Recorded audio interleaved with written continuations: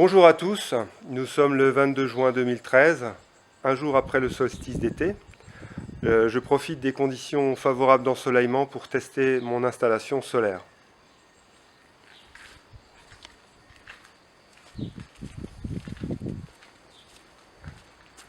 Donc je dispose de panneaux solaires de marque Yingli 270 watts crête et j'ai câblé provisoirement donc 2 strings. Donc voici le premier.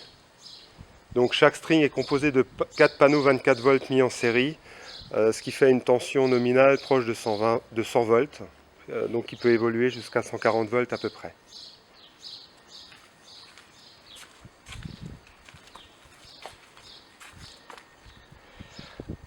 Donc voici la deuxième chaîne de panneaux complètement identique à la première, donc qui bénéficie aussi d'un ensoleillement assez correct actuellement. Et on voit au sol le câblage qui me permet de mettre tout simplement en parallèle les câbles de 10 mm² venant des deux chaînes de panneaux.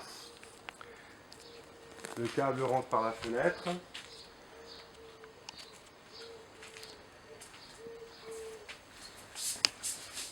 Et arrive dans mon labo d'essai. Donc on voit le matériel nécessaire à la production d'électricité solaire. Tout d'abord un chargeur MPTT Victron 150 volts 70 ampères. À côté un onduleur Victron 48 volts 230 volts 5 kVA qui est capable de délivrer 10 kVA en crête. Et au sol, donc on voit 8 batteries Vipiem d'origine italienne, qui sont des batteries 12 volts 230 ampères à décharge lente, qui sont couplées donc en 4S2P. Ça veut dire qu'au final on obtient un groupement qui fournit 48 volts avec une capacité de 460 ampères nominale. Donc comme vous l'avez vu dans les vidéos précédentes, cette installation a pour but de me fournir une autonomie énergétique de l'ordre de 75% sur une année entière. Donc nous allons regarder les paramètres actuels. Donc l'afficheur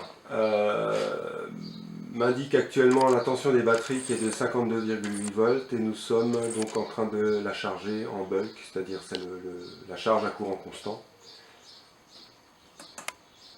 Donc la puissance délivrée instantanément par les panneaux est de l'ordre de 1130 watts, sachant que sur le papier ils ont un potentiel de plus de 2 kW.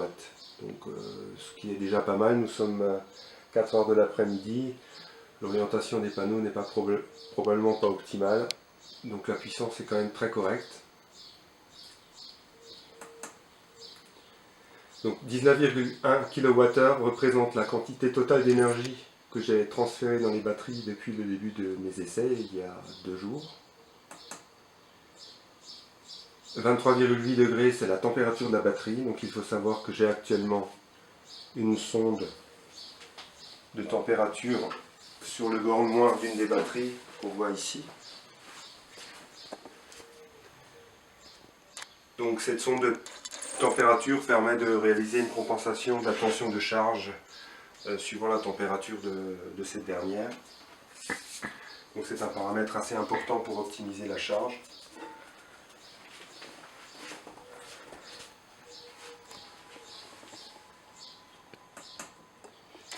Donc 35,7 degrés, c'est la température interne du chargeur. 10,6 ampères, donc c'est le courant que j'envoie actuellement dans les batteries. Et 109 volts, pardon, non, alors 10,6 ampères, c'est le courant fourni par les panneaux actuellement.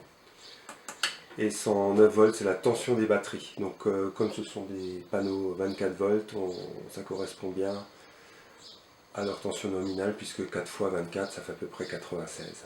Donc on est à peu près vers 110 volts.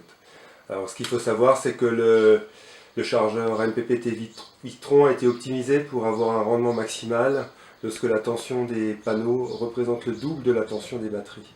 Donc sachant que la tension des batteries représente à peu près 51-52 volts, une tension de l'ordre de 109-110 volts représente quasiment donc le double de cette tension. Donc on peut supposer que le chargeur fonctionne de façon optimale actuellement. Et là on retombe sur la puissance instantanée, donc il varie constamment puisque le MPPT, comme son nom l'indique, va constamment rechercher le point de fonctionnement optimal. Donc il est tout à fait normal que l'afficheur fluctue. Voilà, donc le courant de charge est actuellement de 21,4 ampères.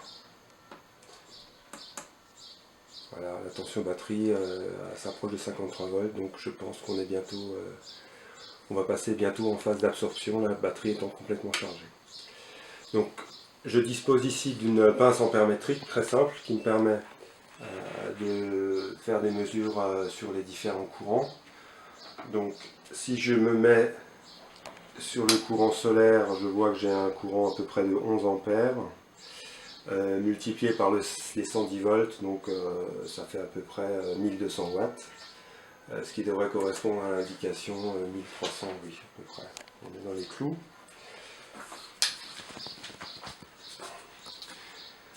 Donc je peux regarder le courant fourni à la batterie par le chargeur. Donc ici on arrive à 22 ampères, donc 22 ampères multiplié par 50 volts, ça fait bien 1100 watts.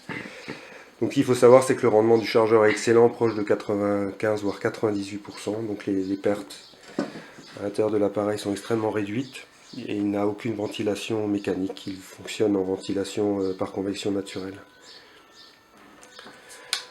Donc si on continue, on peut voir le courant des batteries. Donc le courant des batteries peut être positif ou négatif. Si le courant est positif, comme c'est le cas actuellement, elles sont en charge. Donc nous avons un courant de l'ordre de 15,6 ampères positif, ce qui représente 750 watts net qui rentrent dans la batterie.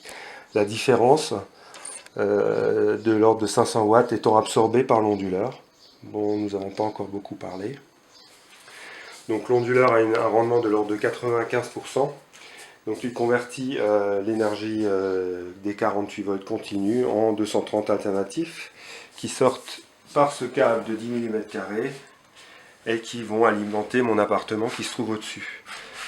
Donc pour mesurer le courant qui circule là-dedans, il faut bien sûr passer en gamme 40 ampères alternatifs. Et là, on voit que le courant est de l'ordre de 800 mAh, soit à peu près 150 watts, 200 watts, absorbé par l'appartement en ce moment. Voilà, ce qui est un courant, disons c'est le bruit de fond normal, qui correspond quand même à peu près à 5 kWh sur une journée pleine.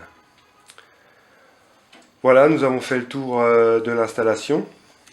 Je vous remercie pour votre attention et je vous souhaite une bonne journée. À bientôt.